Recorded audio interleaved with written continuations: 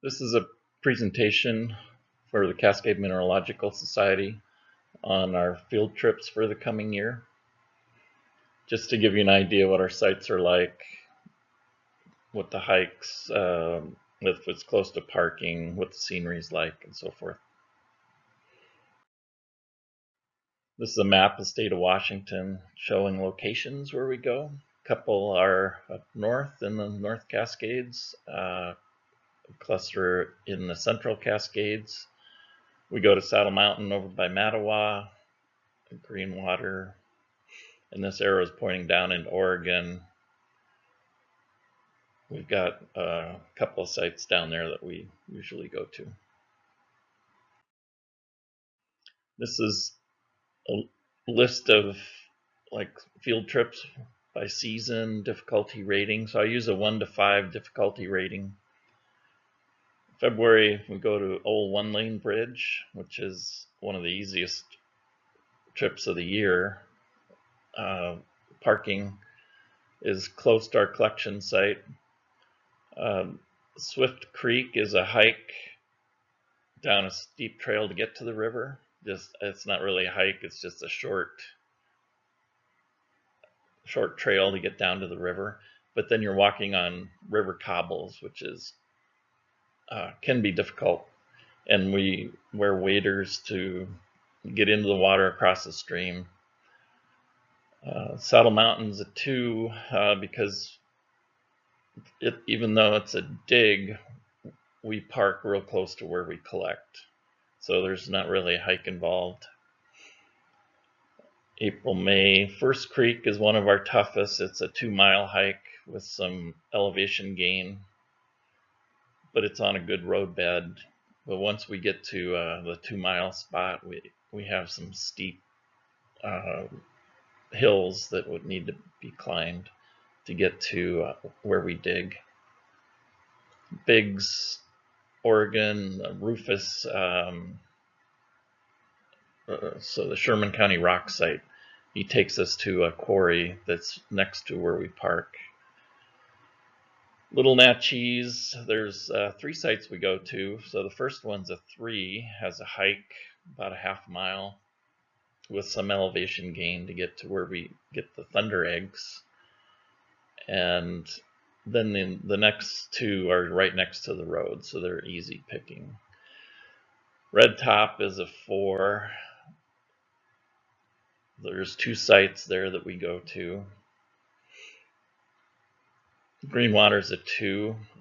There's about 3 sites that we go to at Greenwater. Summer August picnic is the easiest of the year because there's no hike and there's great material at the auction. We have a lot of fun. And in September, Frost Mountain's one of our toughest. It's a hike with elevation gain. Red Top again is for Crystal Mountain. Not really too much of a hike there, but they're both, the 2 sites we go to at Crystal Mountain are both a dig. And then November, First Creek is a 5 again. Just a scenery shot in here to let you see how beautiful the Cascades are on a semi-clear day. So this is Old One Lane Bridge. It's a historic bridge. You can find it on Google Maps. We meet on site, and I send out instructions a week before for all of these trips, whether we meet on site, whether we have a rendezvous point. This is a historic bridge. It's been moved to this current location, and that's why it can be found on Google Maps, because it's a historical thing. This shows the middle fork of the Nooksack River when it's low. So there's a lot of collecting area. We collect a rock here called dunite. Some people call it dunite. And I read somewhere that there's British pronunciation is dunite and American pronunciation is dunite. So whether that's true or not, I don't know. But anyway, so we look for the light-skinned rocks that have green in them. Dunite is kind of a jade-like rock, but this is another area we collect that's down the gated road.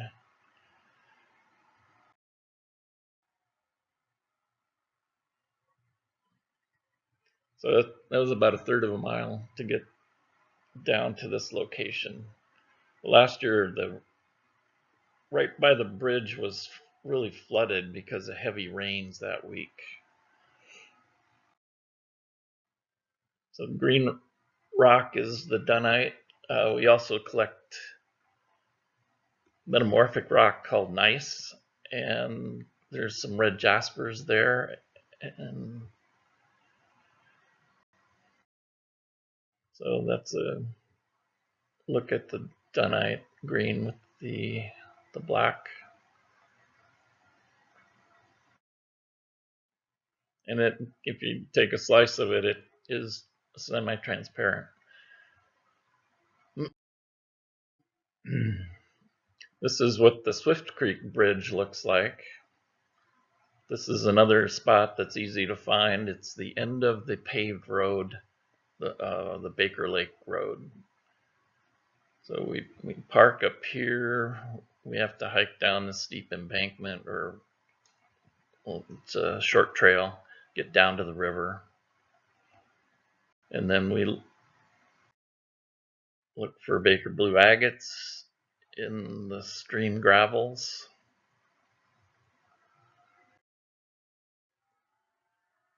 We usually wear waders, but you can see this guy in the front, he just has sandals and shorts on. So if you can tolerate the cold water, you can do it that way.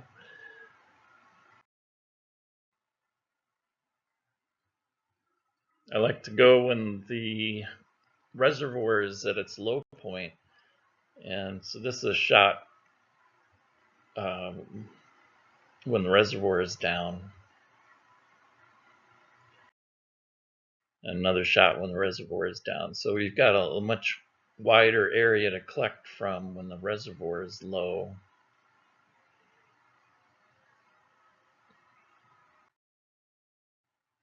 Last October when we were there, the salmon were running, this sockeye salmon, and they trucked them around the dam, which is something that we just found out last year. Because normally in the spring when we go, we don't see salmon. But in October, they were having their run. So you can see some of the rocks I collected.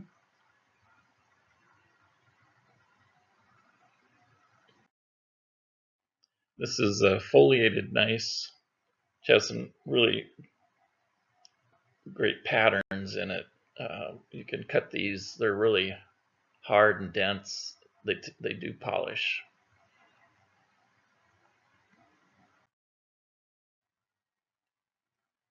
These are what the Baker Blues look like. Really beautiful agates with some matrix color on them. So the matrix material has some red and green, gives them a unique look. Some of the bigger rocks, you can find the agate like on the skin. Doesn't go very deep though. Sometimes you might find a pocket, which is nice.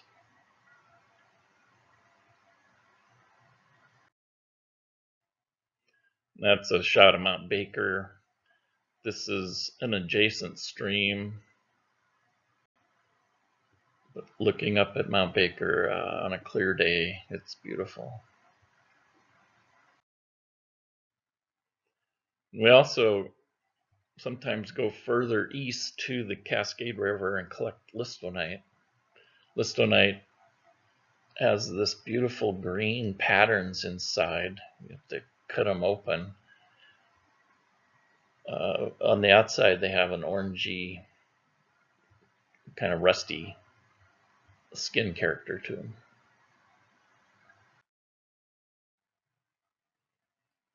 March and April, we go to Saddle Mountain.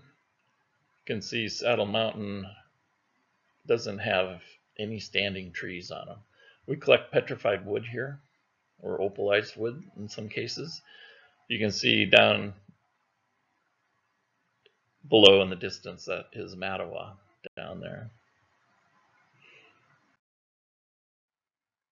And this is a shot of cars caravanning up the road. You can see we're headed up into these hills here, and the road gets really rough when you get up there. So high clearance vehicle is recommended. Notice the sign says stay left for Saddle Mountain. Beautiful spring flowers this time of year.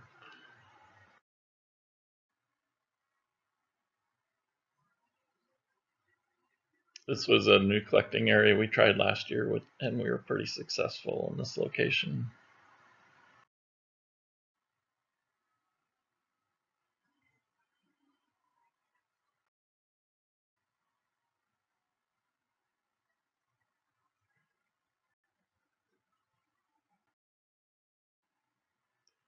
That's a tray of petrified wood that I collected on one of the trips.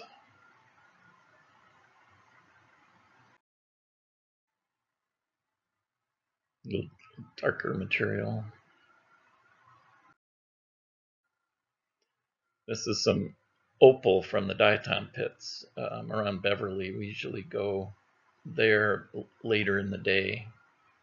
Make sure if you go there that there's no crews working. They mine the diatomaceous earth, which is the white powder, and they leave these chunks of opal behind.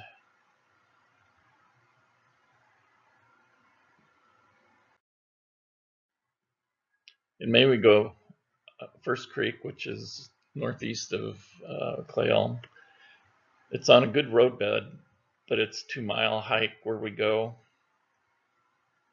And there's several hills that we have to go up to get there. I would say elevation gain is probably around 500 feet.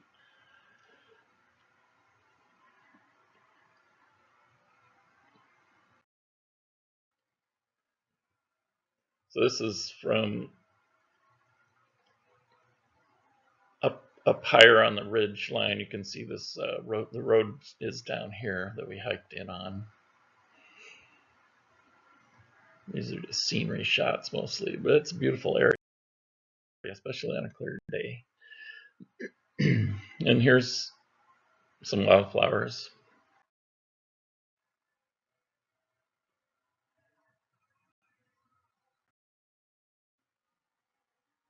Some shots of some of the material I collected one of our trips. Crystal-like piece. It's a jasper,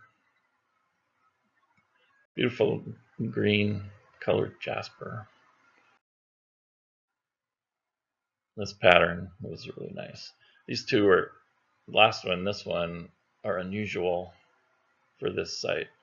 But this waterline agate nodule is fairly common to find up there. We call this a waterline pattern because the layers have built up just, like they were standing water in a pocket.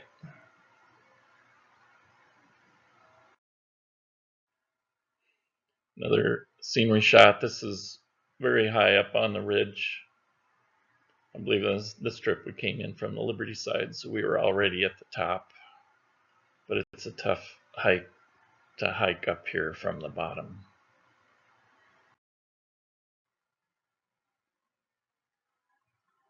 Another scenery shot. This is the Sherman County Rocks, where Jay Carlson takes people up into a quarry site in those hills that you can see above. This is down in Rufus, Oregon, and we look for, this is what the quarry looks like. We look for this pattern material. It's a mudstone formation.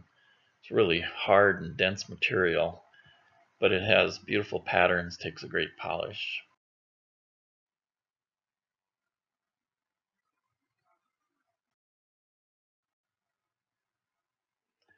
This year he's closing the quarry to rework it and reopening in the fall of 2026.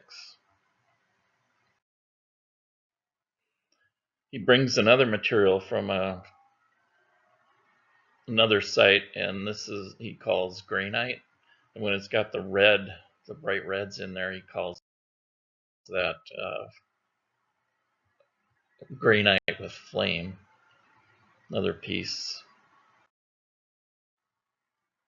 Another shot of the quarry.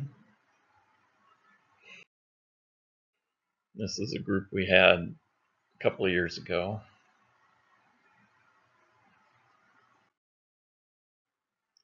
And I threw this shot in. The polka dot mine closed last summer permanently. The people that were operating this business lost their leasing rights. And that's the thing with like the Biggs site and this site, where ranchers control the property. They own the property, and then they sign a lease agreement with somebody that's going to mine the materials out of there for us rockhounds. And both the last site and this site were pay sites, so you pay for what you collect. As I think in both cases it's $5 a pound. But in this particular mine, they were letting people come in and actually mine out of the blue agate layer. And they gave us all vests and hard hats, and this was a reservation type of scenario. This was, boy, that agate was so hard in that seam. But now, again, this is closed. We haven't heard what the plan is, if they're going to lease it to another vendor or what they're going to do with this site. But I love this blue agate. It's beautiful. Again, it's called the Polka Dot Mine. I know Richardson's Rock Ranch had some of this for sale. Wasn't the nice blue, but it was more like this material. And they'll make some nice cabs.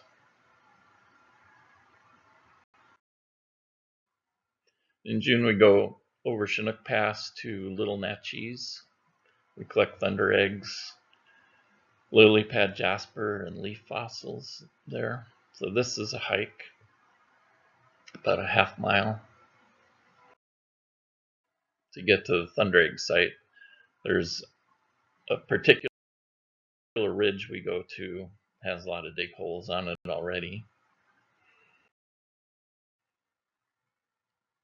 This is more of a geode type.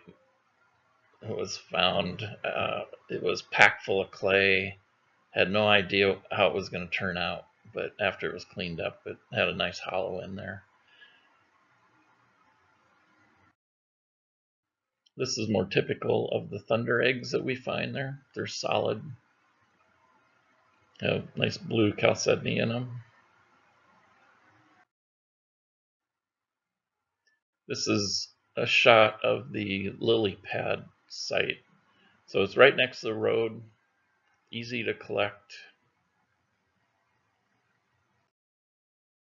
And this is what the material looks like. There's like these crystal balls that are in matrix.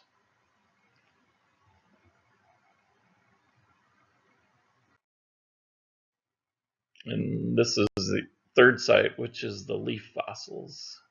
You can see the leaf here. It's more of a carbon imprint.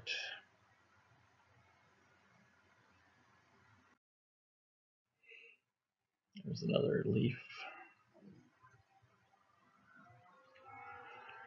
So this is mudstone formation. You want to bring a putty knife that you can kind of peel the layers of the mudstone open to expose these fossils.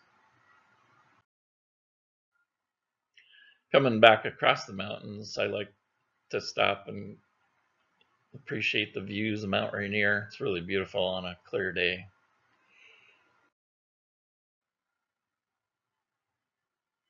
Again, this is Chinook Pass. We're coming over Chinook Pass. And they usually don't open this until either like right before Memorial Day, or if they're running late, it's a little after Memorial Day. So I don't schedule this trip until June. And this is a site we go to near Clay Elm. It's a red top.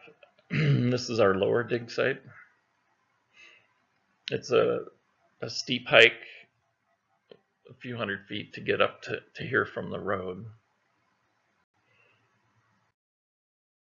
And then we also go to the meadow up the Indian Creek Trail. So it's just shot as we're hiking up. And that particular time, I think this was 2 years ago, it snowed on us in June when we were up there. But here's a shot of from the meadow through these trees. You could see Mount Rainier on a clear day.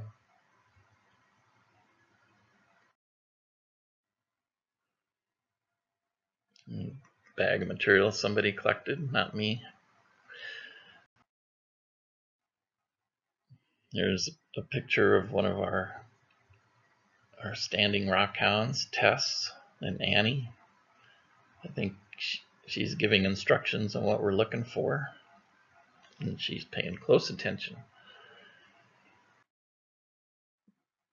This is a tray of material that I've tumbled from our lower dig site. A lot of purple jasper seam agate comes out of that site, and then a mixture of like reds and golds and blues, Tianaway grays.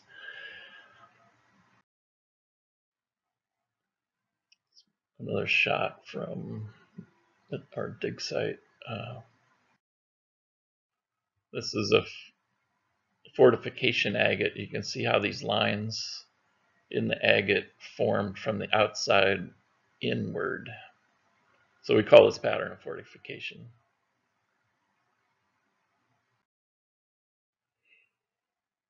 There's some that I did collect from the meadows. So again, the meadow's a dig, and it's hard digging.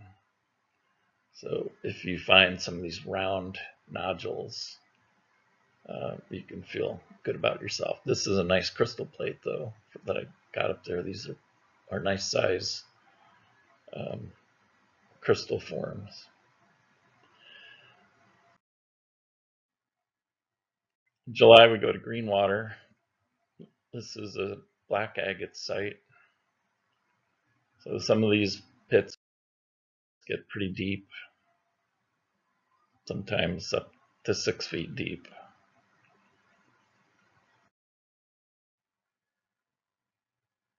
And this black agate has amazed me because it can be massive. I've got 3 large ones in excess of like 30, 40 pounds, and one that I think is about 80 pounds. This tray has some red and green jaspers in that we find in a site up FR70. After the pavement ends, we go up the gravel. This is black agate and tan jasper from the black agate site. We also dig opal out of their common opal.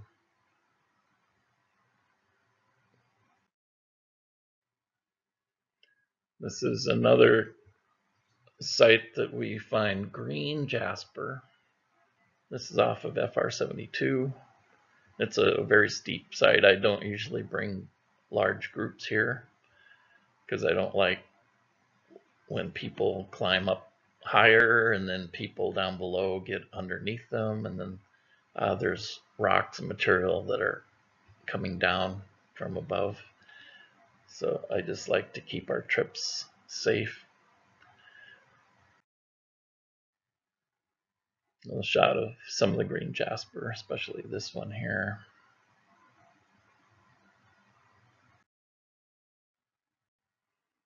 Another shot of Mount Rainier. In September, we go to Frost Mountain. This is a hike, and it's a long forest road to get here. I think 30 miles on forest road. And the hike is about a half mile from where we park. But I love the material that we find here. It has beautiful views up here.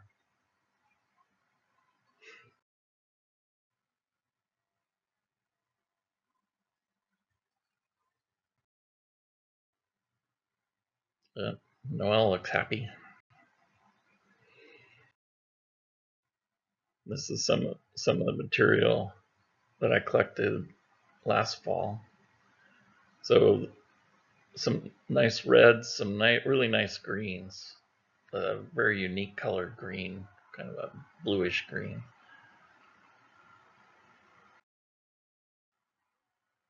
And material that's known as Tahoma agate.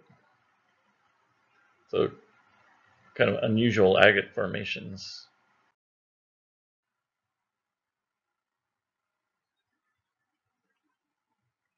Some having little crystal pockets in them, which is makes them really nice. Also, towards the end of September, we do a camp out. We've been going to the Teanaway Neighborhood Forest camping area. This is a Discover Pass area. But they have large group site camping spots and vault toilets, which makes it really nice for us to have a group.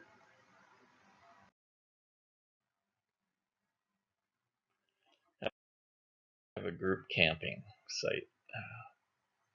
So last year, Red Top was closed because of the fire, the Neighbor Mountain Fire, I think it was called.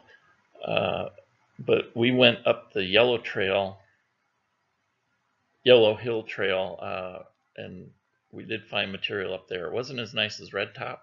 We usually like to go up the backside to our Red Top sites, but this did work out. This was burned out from the Jolly Mountain Fire 2017. Nice fall colors though.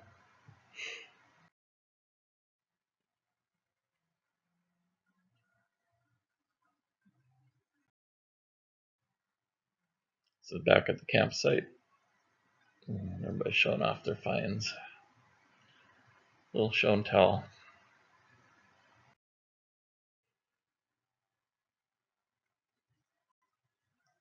Couple of fire bowls.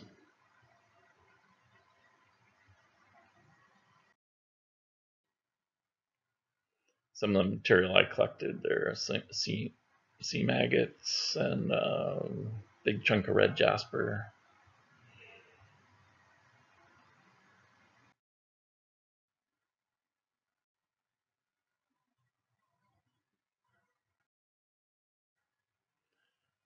And then we also go to Crystal Mountain in October. This is there's an elk herd up there. If you're lucky, you can see them running through the rangeland.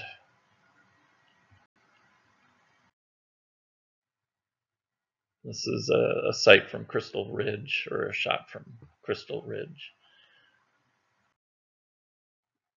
Again, areas of Crystal Mountain was burned out in 2017 by the Jolly Mountain Fire. This is a hill we go to for geodes. So this is what our geode site looks like. No shade here, but we're finding some pretty big geodes, crystal line geodes. This one has an amethyst pocket in it. You can see the purple.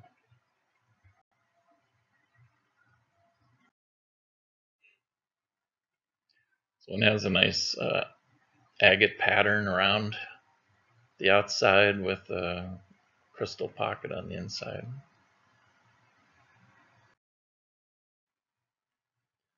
And the second site we go to at Crystal Mountain is a dig site for agate and jasper.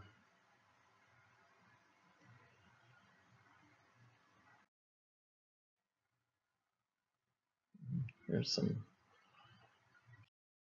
shots of what those agates look like.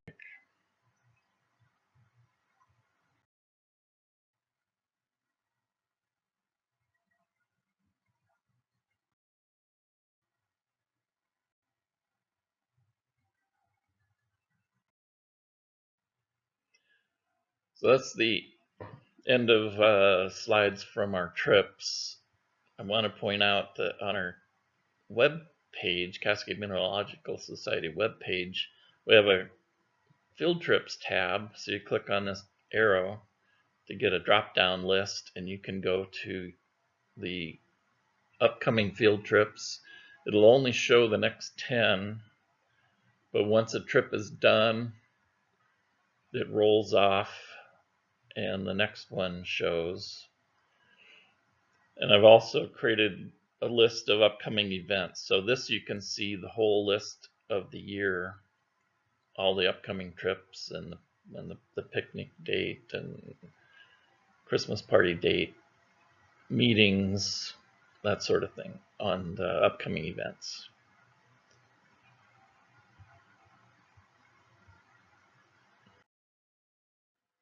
And as far as tools go, the basics that I use are this garden pick. You can find this at Harbor Tools, and a short shovel. So these both fit in the backpack pretty nicely, and a bucket for your materials. Nice pair of sturdy hiking boots, collecting bags, good pair of gloves, hat and sunglasses.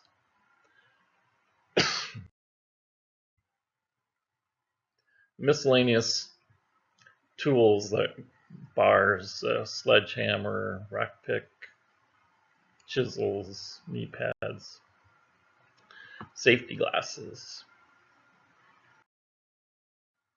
And that's the end of slides. Oh, excuse me. Started losing my voice.